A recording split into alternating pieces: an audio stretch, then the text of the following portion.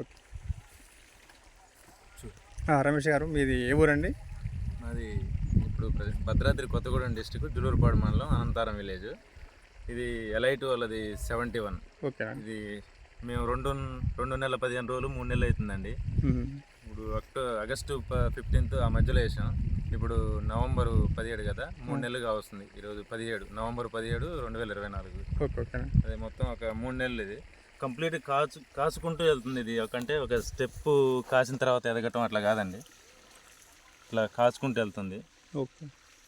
అంటే మేము కొత్త కాదండి, మాకు ఇది ఒక 6 years నుంచి పెడుతున్నాం. 10 సంవత్సరం 6 సంవత్సరాల నుంచి 10 సంవత్సరాలు కంప్లీట్గా ఒక 3 ఎకరాలు పెడుతున్నాం. ఇది ఓకే. 6 ఎకరాలు వేస్తే 3 ఎకరాలు 71 పెడతాం కంప్లీట్. మిగతా వాటితో పోల్చుకుంటే కాపు ఎట్లా ఉంటుందండి ఇది?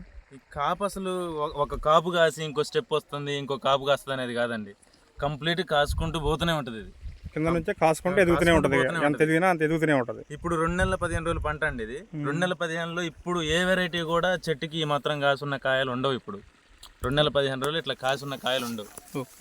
ఇంకొకటి ఇది ఎర్లీ వెరైటీ అండి. జనవరి 15 కల్లా దీన్ని కోసేయచ్చు.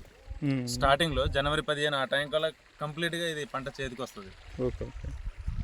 ఈ నల్లి ప్రభావం, నల్లేస్ ప్రభావం అసలు దీని మీద ఉండదండి. మిగతా వాటిలో ఉంటుంది కానీ దీని మీద మిగతా వాటిలో నేను ఇంతకుముందు లాస్ట్ ఇయర్ ఒకసారి మైకో మిగతా వెరైటీస్ మధ్యలో పెట్టి చూసిన, ఆ సీడ్కి ఈ సీడ్కి నల్లి ఎఫెక్ట్ దీని మీద ఉండదు.